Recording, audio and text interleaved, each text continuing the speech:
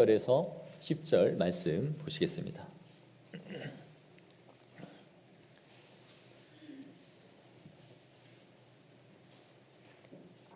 창세기 3장 1절에서 10절 말씀 우리 교독하도록 하겠습니다. 제가 먼저 읽겠습니다. 그런데 뱀은 여호와 하나님이 지으신 들짐승 중에 가장 간교하니라. 뱀이 여자에게 물어 이르되 하나님이 참으로 너희에게 동산 모든 나무의 열매를 먹지 말라 하시더냐. 여자가 뱀에게 말하되 동산 나무의 열매를 우리가 먹을 수 있으나 동산 중앙에 있는 나무의 열매는 하나님의 말씀에 너희는 먹지도 말고 만지지도 말라 너희가 죽을까 하노라 하셨느니라. 뱀이 여자에게 이르되 너희가 결코 죽지 아니하리라.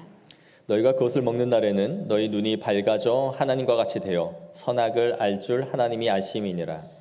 여자가 그 나무를 본즉 먹음직도 하고 보암직도 하고 지혜롭게 할 만큼 탐스럽기도 한 나무인지라. 여자가 그 열매를 따먹고 자기와 함께 있는 남편에게도 주매 그도 먹은지라. 이에 그들의 눈이 밝아져 자기들이 벗은 줄을 알고 무화과나무 잎을 엮어 치마로 삼았더라. 그들이 그날 바람이 불 때 동산에 거니시는 여호와 하나님의 소리를 듣고 아담과 그의 아내가 여호와 하나님의 낯을 피하여 동산 나무 사이에 숨은지라. 여호와 하나님이 아담을 부르시며 그에게 이르시되 내가 어디 있느냐. 이르되 내가 동산에서 하나님의 소리를 듣고 내가 벗었으므로 두려워하여 숨었나이다. 아멘. 우리 내일 성탄 예배를 드리면서 인사하겠지만 그래도 오늘 또 공교롭게 주일이 크리스마스 이브인 관계로 우리 옆 사람과 인사 나누겠습니다. 메리 크리스마스. 구주께서 이 땅에 오셨습니다. 메리 크리스마스. 구주께서 이 땅에 오셨습니다라고 인사 나누겠습니다. 오늘 본문은 이 사람이 타락하는 그 과정을 보여주고 있습니다. 제가 목회자가 돼서 종종 받는 질문 가운데 하나는 왜 하나님이 사람이 죄를 범하실 줄을 알면서도 이 선악과를 만드셨느냐. 그리고 또 중앙에 이렇게 딱 위치시켜서 사람을 타락하게 마치 하나님이 그렇게 하신 것처럼 그런 질문을 하게 됩니다. 그리고 그것을 한번 먹었다고 인간이 그렇게 가혹하게 형벌을 받아야 되느냐라는 질문을 하곤 합니다. 내가 먹은 것도 아닌데. 이런 질문을 하는 사람들의 마음 한켠에는 이런 생각이 있죠. 억울하다. 난 억울해. 내가 먹은 것도 아닌데 아담이 먹은 그 선악과가 연대 책임을 물어서 모든 후손까지 이렇게 다 처벌을 받아야 되는가. 이런 마음을 갖고 있습니다. 또 선악과 그거 한번 먹었다는 것이 온 인류가 이렇게 다 심판을 받아야 될 만큼 그것이 그렇게 큰 잘못이었느냐. 이런 생각을 하는 것이죠. 오늘 이 강서를 통해서 아담과 하와가 지은 이 잘못이 얼마나 심각한 것이었는가 하는 죄의 심각함을 또 알기를 원하고 또 하나님께서 우리에게 선악과를 두신 그 의미가 무엇인지를 알 수 있는 그런 시간이 되기를 원합니다. 오늘 본문 1절을 보시면 그런데 뱀은 여호와 하나님이 지으신 들짐승 중에 가장 간교하니라 이렇게 말씀하고 있어요. 여기서 이 간교하다라는 히브리 단어는 영리하다라는 말과도 동일한 쓰임을 갖고 있습니다. 그러니까 우리가 머리가 좋다라는 것이 좋은 쪽으로 사용되면 영리한 것이죠. 그런데 이것이 나쁜 쪽으로 쓰면 영악한 것입니다. 그래서 교활하고 간교한 쪽으로 쓰이게 되는 것이죠. 이 간교하다 이렇게 지금 말했어요. 이 머리를 악한 쪽으로 쓰고 있는 것이죠. 이 뱀이 오늘 여자에게 접근하여 말을 거는 거예요. 이 뱀이 사람에게 말을 거는 걸 보면서 천국에 가면 우리가 동물과 서로 이야기 나누고 교감을 할 수 있겠구나 이런 생각을 하시는 분들이 가끔 있는데 사실은 그렇지 않습니다. 이것은 매우 이례적으로 일어난 일이에요. 그러니까 동물은 원래 말할 수 없는 존재였는데 이례적으로 이 뱀이 말을 걸고 있는 것이죠. 즉 사탄이 뱀을 이용하여 뱀이라는 것을 매개로 하여 그에게 언어적인 능력을 일시적으로 주어 인간에게 말을 걸고 있는 그런 장면인 거예요. 우리가 길을 지나다니는 강아지 한 마리가 내 이름을 부른다 한번 생각해 보세요. 누구야? 어디가? 이거 무슨 일이지? 놀랍죠? 그러니까 하와가 어느 날 뱀이 말을 할 수 없는 미물이 자신에게 언어의 능력을 가지고 접근하여 말을 걸고 있는 거예요. 그러니까 굉장한 호기심에 집중되어져 있는 상황이겠죠. 그래서 이 사탄은 뱀이라는 이 교활한 존재인 뱀을 매개로 하여 말을 걸어오고 있는 것이죠. 그리고 이 뱀이 가지고 있는 교활한, 관교한 이 특성은 사탄이 뱀을 이용하기에 아주 적합했던 것이에요. 이렇게 호기심을 자극한 다음에 이 뱀은 하와에게 이렇게 묻습니다. 그리고 그 질문은 아주 순진한 질문으로 시작을 해요. 하나님이 참으로 너희에게 동산 모든 나무의 열매를 먹지 말라 하시더냐. 여기 보면 과장법을 쓰고 있죠. 모든 나무. 우리도 엄마 아빠한테 혼날 때 애들이 항상 그러죠. 맨날 나한테 그래. 맨날. 언제 맨날 그랬어요? 그리고 맨날 다 하지 말래. 그런 적이 없죠. 그런데 모든 나무라고 하여 싸잡아서 이 과장법으로 지금 질문을 하고 있는 거예요. 우리가 이 창세기 3장의 이야기를 본문을 잘 이해하기 위해서는 행간과 행간 사이에 있는 의미들을 잘 파악해야 됩니다. 행간과 행간에 모든 말들을 넣진 않았지만 함축하고 있는 그 의미가 무엇인지를 파악해야 이 본문의 의미를 우리가 잘 이해할 수 있습니다. 뱀은 하나님이 모든 나무를 못 먹게 하신 것이냐라고 질문을 함으로써 그가 의도하고 있는 것은 하나님의 관대하심에 대한 왜곡된 의식을 심고자 한 거예요. 하나님이 모든 것을 베풀어 주신 것에 대한 왜곡된 의식을 지금 하와에게 심고 있는 것이죠. 그러자 하와는 이렇게 말해요. 동산 나무의 열매를 우리가 먹을 수 있으나 동산 중앙에 있는 나무의 열매는 하나님의 말씀에 너희는 먹지도 말고 만지지도 말라 하셨다. 여기서 하와는 무언가를 넣고 무언가는 빼고 있죠. 뭘 빼고 있습니까? 각종이라는 말을 빼고 있어요. 각종. 그러니까 하나님께서 열매를 주시되 각가지의 모든 것을 주셨다라는 것에서 빼고 그냥 굉장히 라이브하게 그냥 열매를 다 먹게 하셨어. 이렇게 말을 하죠. 그리고 하나님이 하시지 않은 말을 여기서 첨가합니다. 뭐를 넣죠? 만지지도 말라. 만지지 말란 말은 하나님이 주신 명령이 아니었어요. 그런데 하와는 하지 않은 말은 넣고 하신 말씀은 빼는 지금 이런 일을 하고 있는 것이죠. 이것을 통해서 하와는 하나님이 우리에게 베풀어 주신 것에 대해서는 매우 인색한 표현을 쓰고 있고 하나님이 주시지 말라라고 한 것에 대해서는 훨씬 더 강한 표현을 씀으로써 하나님에 대한 신뢰가 깨뜨려지고 있다라는 것을 보여주는 거예요. 하나님이 주신 것에 대해서는 인색하게, 하나님이 금지하신 것에 대해서는 더 강력하게 이렇게 생각을 표현하고 있는 것이죠. 하와는 하나님에 대한 불신이 싹트기 시작했고 뱀에게 서서히 마음이 기울어져 가고 있다라는 것을 우리는 알 수 있습니다.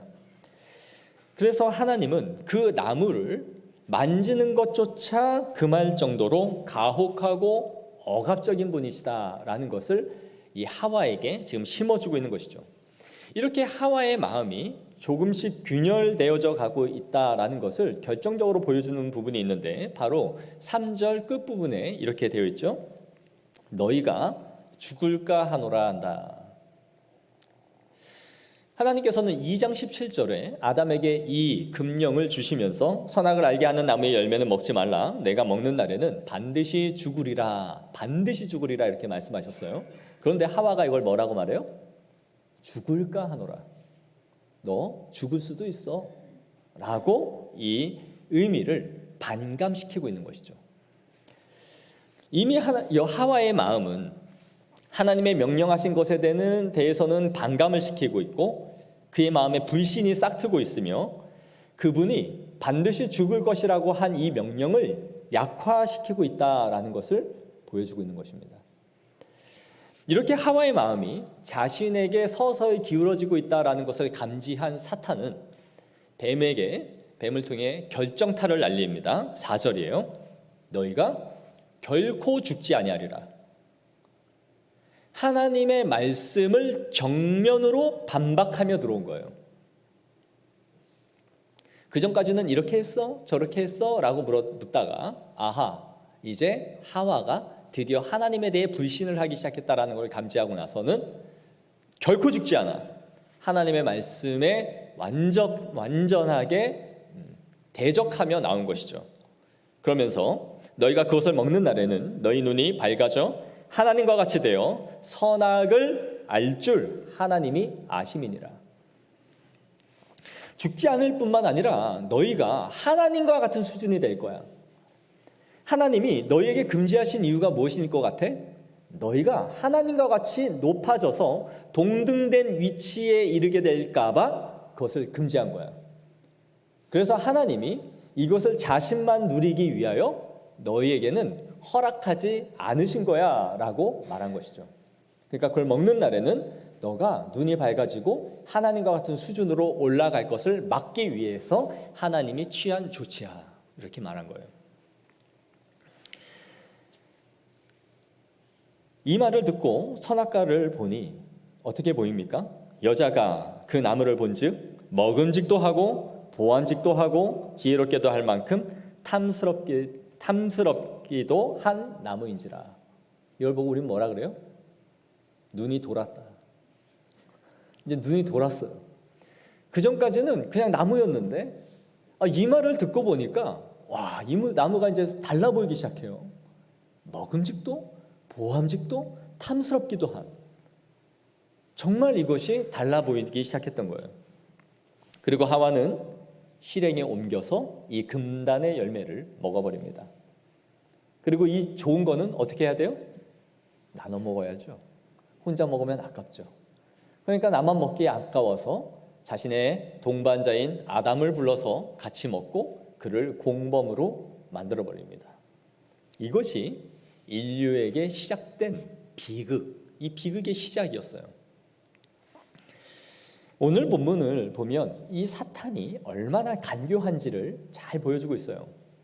사탄은 이 대화 중에 단 한 번도 하와에게 직접적으로 이 열매를 먹으라고 말하지 않습니다. 직접적으로 그에게 먹으라는 말을 하지 않았지만 하와에게 먹고 싶은 욕구와 마음의 의지를 불어넣었고 하나님에 대한 불신을 심어놓음으로써 그가 자기의 의지를 가지고 스스로 이 열매를 먹도록 만들어가고 있다라는 것을 보여주고 있어요. 단 한 번도 먹으라는 말을 사용하지 않았으면서도 그의 지성과 의지와 감정을 하나하나 무너뜨리면서 하나님의 말씀을 범하도록 그를 무너뜨려가고 있는 것이죠. 그리고 자신의 목적한 바를 성취합니다. 바로 하나님과 아담 사이에 맺은 언약의 관계를 깨뜨려 버리는 것이죠. 우리는 이런 생각을 하죠. 아담과 하와가 과일 하나를 따먹었을 뿐인데 그렇다 할지라도 우리 모두가 처벌을 받는다는 것은 너무나 가혹한 것이 아닙니까? 우리가 우리 자녀가 무언가를 먹거나 사고를 쳤다 할지라도 그걸 가지고 훈계를 하지, 그 이후에 나오는 모든 자녀들, 네가 낳는 모든 자녀들은 다 내가 처벌을 할 거야. 그러지 않는데 어떻게 이럴 수가 있습니까? 또 그가 먹은 것이 왜 내 잘못입니까? 이런 저항감이 우리 마음 가운데 생겨요. 그러나 이러한 것은 아담과 하와가 범한 이 죄의 심각성을 전혀 모르고 하는 일이에요. 한번 예를 들어 볼까요? 여러분들이 있을 수 없겠지만 수천억 자산가예요. 그래서 차가 한 달에 한 대씩 바꿔가며 탈 만한 차를 갖고 있어요. 30여 대를. 어떤 차는 페라리, BMW, 벤츠, 롤스로이스, 링컨. 이게 제가 아는 차에 이제 좋은 차는 다 나온 것 같아요. 이런 차로만 슈퍼카 30여 대를 갖고 있습니다. 그걸 나는 하루하루 바꿔가면서 타요. 근데 제 아들에게 야 아들아 여기 킥박스가 있다. 네가 원하는 차는 아무거나 매일 타도 돼. 기름도 꽉 채워놨다. 없으면 아빠 카드 있으니까 가져다가 다 써도 된다. 근데 저 가운데 주차장에 있는 가운데 경차 보이지? 저건 타지 마. 저건 아빠가 그냥 소소하게 출퇴근용으로 쓸 거니까 슈퍼카는 네가 다 타도 되는데 저 차는 타지 마라. 그랬어요. 근데 이 아들놈의 새끼가 꼭 생각하기를, 도대체 아빠는 이 수억짜리 슈퍼카는 나한테 다 타라고 줬으면서, 문 이렇게 열리는 거 있죠, 독수리 형제같이, 예? 이걸 나한테 주면서 왜 저 경차를 타지 말라 그랬을까? 이거는 분명히 무슨 이유가 있을 것이다. 아니, 이 수억짜리를 다 주고 왜 저 차를 타지 말라 그랬지? 친구한테 가서 물어요. 야, 아빠가 이 차를 다 줬는데 저 차를 타지 말라 그러더라.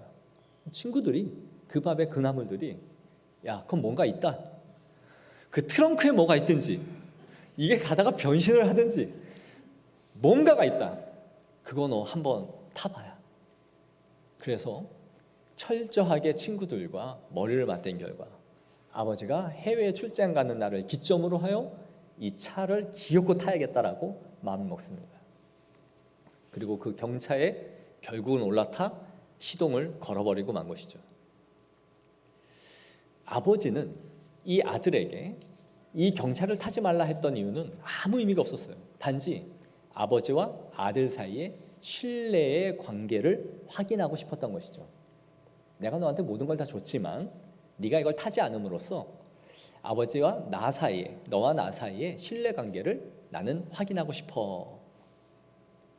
즉, 이 아들은 아버지가 자신에게 베풀어준 모든 호의와 친절과 사랑과 신뢰를 한 번에 걷어차버린 것이죠. 여러분의 자녀가 이러한 잘못을 범했다면 여러분들은 마음이 어떨까요?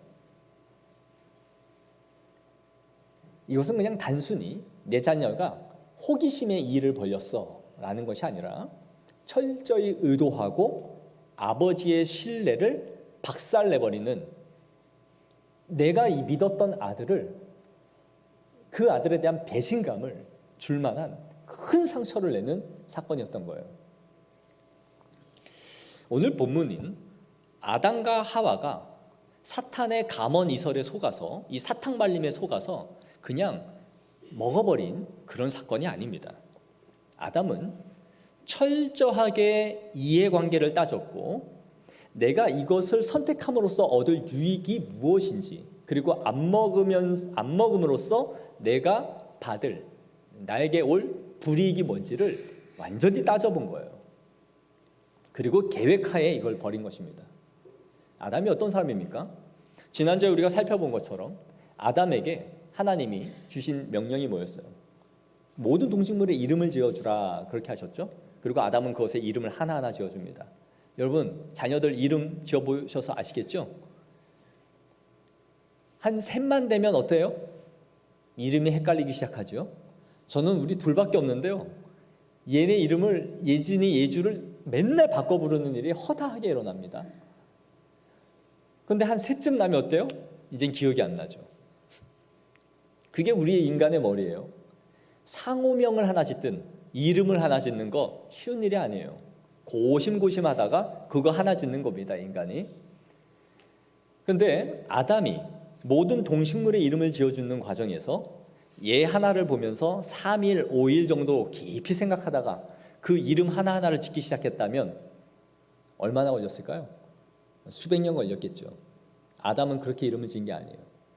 어떤 사물을 보았을 때에 그 사물이 갖고 있는 특성과 특질을 한 번에 간파하여 볼 수 있는 직관력이 있었던 것이죠.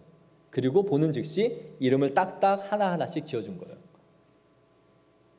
사물의 본질을 꿰뚫어보는 능력. 본질이 뭡니까? 그 사물이 되도록 만드는 그 무엇이죠. 그것이 없으면 그 사물이 될 수 없는 것. 그러니까 모든 것을 한 번에 꿰뚫어보고 간파하여 그 이름을 딱딱 지어줬을 뿐만 아니라 그것을 다시 기억해놔요 그 이름을 불러줄 수 있는 탁월한 지성을 갖고 있는 사람이 아담이었어요. 그냥 대단한 지혜가 충만한 사람이 아담이었단 말이에요. 또한 아담은 지혜로울 뿐만 아니라 하나님과 교통하며 대화를 나눌 수 있는 영적인 존재였습니다. 하나님과 마주대하며 대면할 수 있는 사람, 그리하여 하나님과 밀접한 교제를 나누고 하나님과 대화를 하고 언약을 맺었던 사람이 바로 아담이었다라는 거예요. 그런데 이런 아담이 이 말을 듣고 한번 그냥 먹어볼까 하여 호기심을 가지고 이 일을 벌였다? 그렇지 않죠. 아담은 철저하게 계산했습니다. 이것을 먹음으로써 나에게 올 유익이 무엇인가? 먹지 않음으로써 내가 잃게 될 것이 무엇인가를 따져보고 판단한 것입니다. 그리하여 아담과 하와는 이 금단의 열매를 먹음으로써 내가 하나님처럼 될 수 있다라는 그 야망을 가진 거예요. 내가 하나님의 자리를 끌어내리고 그 위치로 올라가겠다. 하나님이 이 우주 만물을 창조하시고 에덴 동산을 창설하셨지만 내가 진정한 왕위에 앉겠다. 내가 하나님의 대권자로서 이곳을 다스리고 지키는 자이지만 아니다. 나는 실질적인 통치자가 되겠다. 내가 창조주의 자리에 앉고 하나님과 동등됨을 이루겠다라고 생각한 것이 바로 아담이 갖고 있었던 생각인 거예요. 그는 하나님처럼 되고자 열망하고 갈망했던 거예요. 내가 이것만 먹을 수 있다면 나도 하나님과 같은 전지전능함을 가질 것이다. 그러니 그는 굉장한 교만과 끓어오르는 야망으로 불타올랐고 하나님을 반역하며 모반한 죄를 범한 거예요. 이 죄의 심각성은 어마어마한 것이죠. 즉, 내가 내 아버지를 죽이고 그가 가진 모든 것을 갖겠어 라고 생각한 거예요.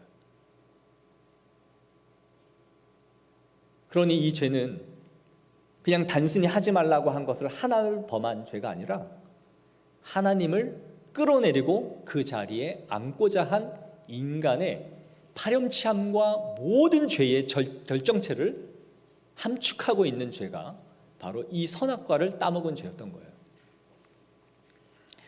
그렇다면 하나님은 왜 이 선악과를 동산 중앙에 두셨을까요?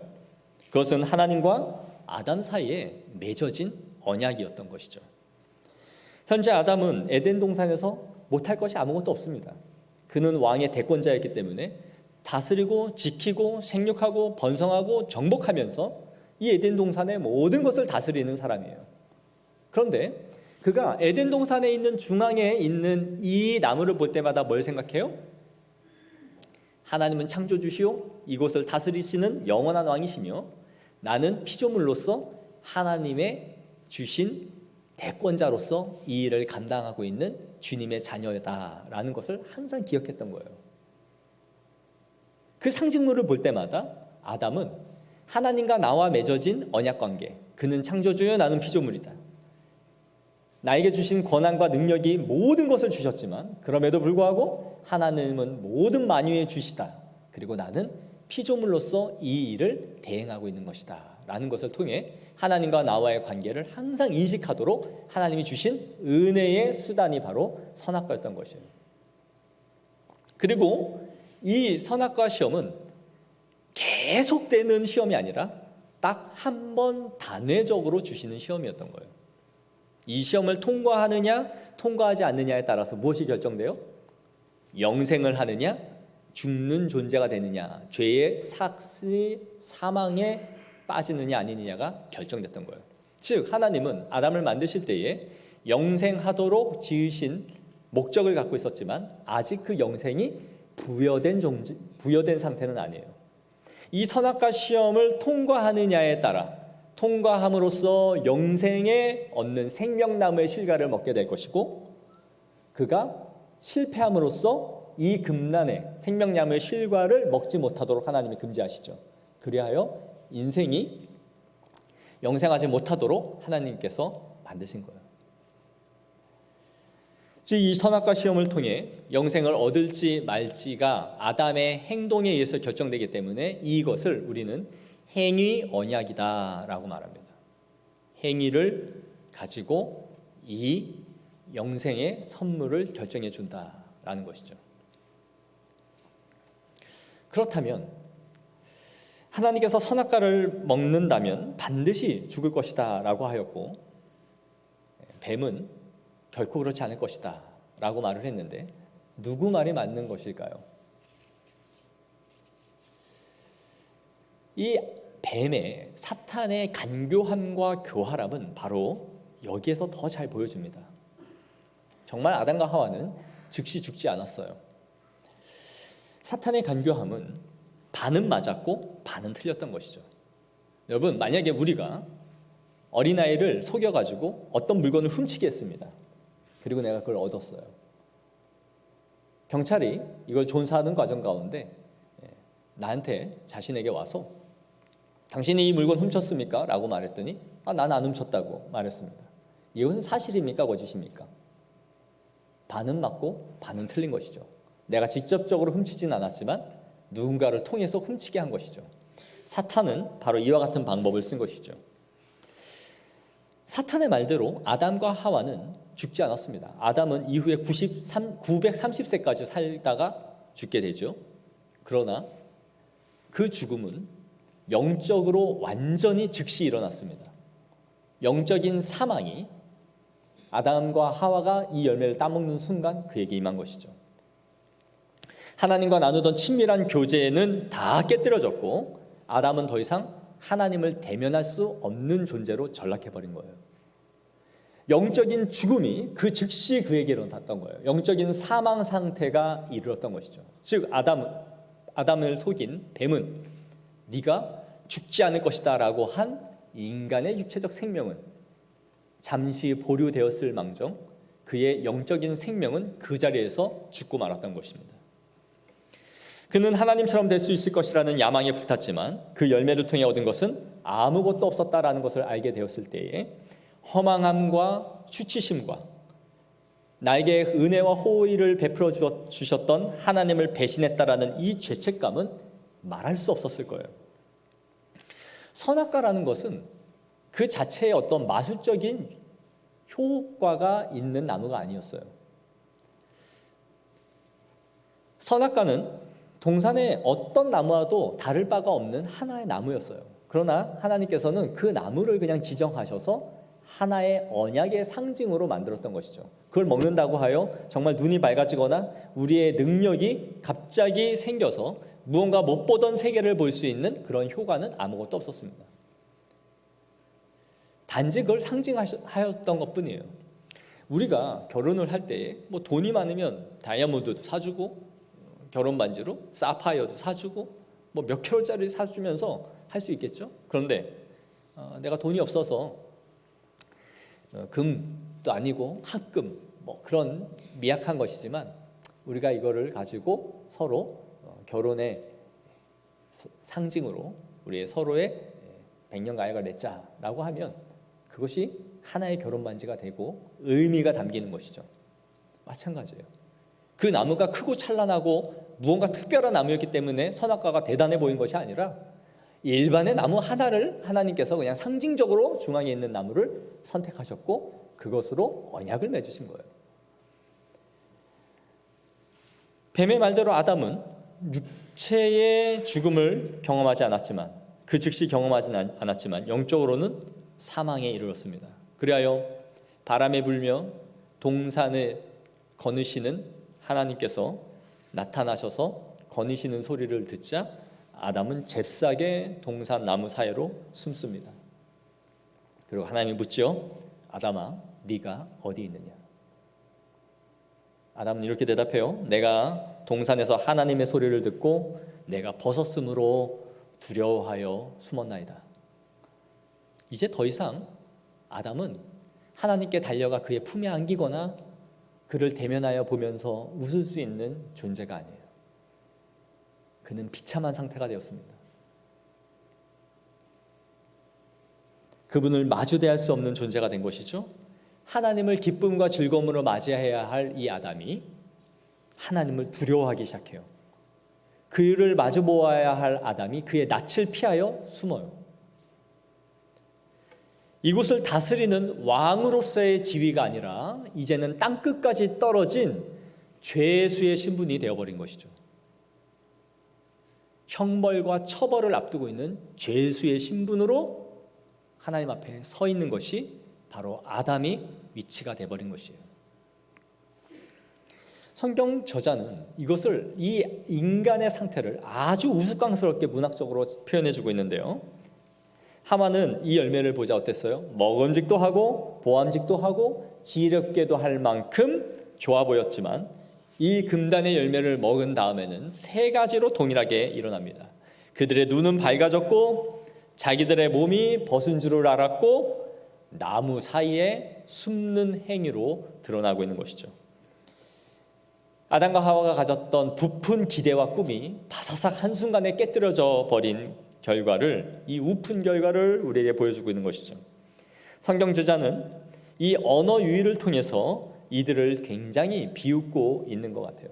그들의 어리석음을 보여주는데 2장 25절에 이렇게 말하고 있습니다. 아담과 그의 아내 두 사람이 벌거벗었으나 부끄러워하지 아니하니라.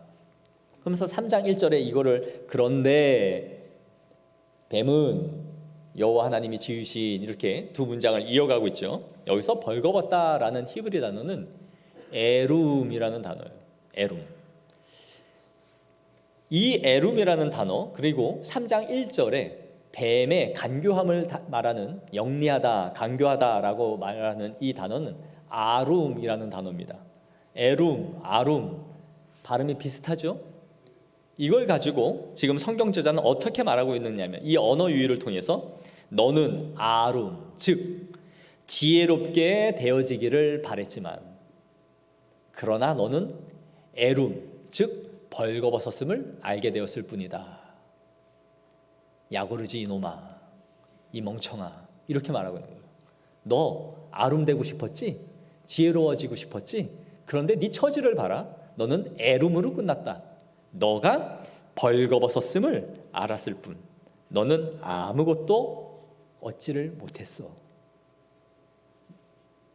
이 말을 가지고 비웃고 있는 거예요. 인간이 처한 이 우픈 현실이 어떤지를 한번 봐라. 넌 모든 것을 버렸어. 그리고 너는 벌거벗었음을 알았을 뿐이다. 죄를 범한 이 아담과 하와의 이 급박한 상황을 한번 생각해 보세요. 눈이 밝아지길 바랬지만 그들은 내가 헐벗고 sus음을 알았을 뿐이고, 주섬주섬 무화과나무를 막 따다가 그 가려지지도 않는 가랑잎으로 몸을 가리고 있는 이 애처로운 처지를 한번 생각해 보십시오. 그전에는 왕위로서 모든 왕좌에서 모든 걸 누리던 이 아담과 하와가 수치와 모멸감에 스스로 몸을 가리고 자신의 몸을 애워싸고 있는 이 애처롭고 비참한 처지, 하나님과 눈을 마주대야 하던 이 친밀감은 온데간데 없이 하나님을 피하여 숨어야 하는 이 급박한 현실을 맞이하고 있는 것이죠. 오늘날 우리의 인생이 이렇지 않습니까? 돈과 명예로 나의 죄악된 수치를 어떻든 가리려고 해요. 오늘 본문은 인간이 하나님 앞에 범한 최대의 막장 드라마예요. 우리는 드라마 보면서 그러잖아요. 자신에게 베푼, 자신을 키워준 사람들에 대해서 그들의 재산을 강탈하기 위해서 권모술수와 수없는 꼼수를 가지고 사람들을 해하고 모반하고 살인을 저지르는 인간들을 보면서 저 인간 저거 죽어야 되는데, 근데 그런 드라마가 이 본문 안에 담겨 있는 것이죠. 하나님의 베푼 호의와 친절과 사랑을 완전히 깡그리 무시한 채 하나님의 자리에 올라가고자 하는 인간의 이 파렴치함과 죄악이 여기에 담겨있는 인간의 막장 드라마입니다. 이것이 오늘날 인간의 모습 가운데 있는 아담의 모습이지 않습니까? 끊임없이 하나님의 자리에 올라가려 하며 자신을 믿고 의지하고 살아가려 합니다. 스스로를 믿을 뿐 아니라 내가 창조주의 자리에 서서 모든 전지전능함을 회복하려 해요. 돈과 권력과 힘을 동원하여 내가 오를 수 있을 만큼 올라서 하나님 없이도 살 수 있는 세계를 내가 만들어 보고 싶은 것이죠. 내가 내 스스로의 에덴을 만들어 보겠다. 내가 이 세상을 다스리겠다. 죄악과 수치로 얼룩져 있고 그 안에는 수없는 죄의식들이 많이 있고 그렇게 살아가고 있지만 인간은 나의 권력과 힘과 물질을 동원해서 가랑잎으로 그 몸을 가리려 하는 것이죠. 가리울 수 없으면서도 그 죄와 수치를 인생의 성공을 가지고 메꾸려고 하는 거예요. 잘 가려졌지? 하나님은 나를 못 보실 거야. 나는 동산에 숨어 있으니까. 하나님 나를 더 이상 찾지 마세요.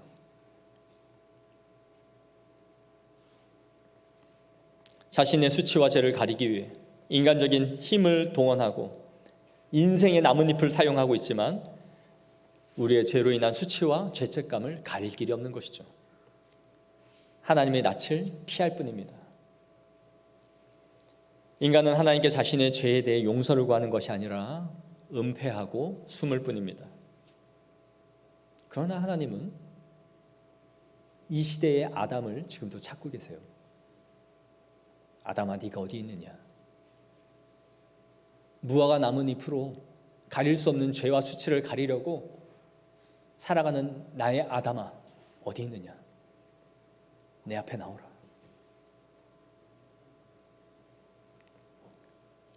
예수 그리스도가 이 땅에 오신 이유와 목적이 무엇입니까? 왜 예수 그리스도가 성육신하여 이 땅 가운데 오셔야 했습니까?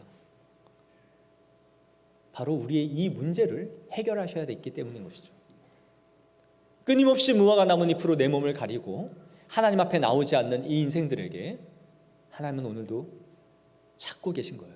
아담아, 네가 어디 있느냐? 이 시대의 아담들, 끊임없이 하나님의 숨고 나의 죄를 하나님 앞에 고백하여 나오지 않는 이 시대의 아담들에게 지금도 하나님은 부르시고 찾고 계신 줄 믿습니다. 그 인생들은 주님 앞에 나오시면 됩니다. 하나님, 그 아담이 여기 있습니다. 나를 용서하여 주옵소서. 나에게 은혜를 베풀어 주옵소서. 이 성탄 주일을 우리가 지키고 하나님 앞에 영광 올려드림은 나의 죄를 씻고 주님 앞에 나올 수 있는 힘을 주실 분이 우리 주 예수 그리스도 외에는 없기 때문일 줄 믿습니다. 사랑하는 성도 여러분, 주님께서 우리에게 네가 어디 있느냐라고 물을 때에 숨지 마십시오. 주님, 내가 여기 있습니다.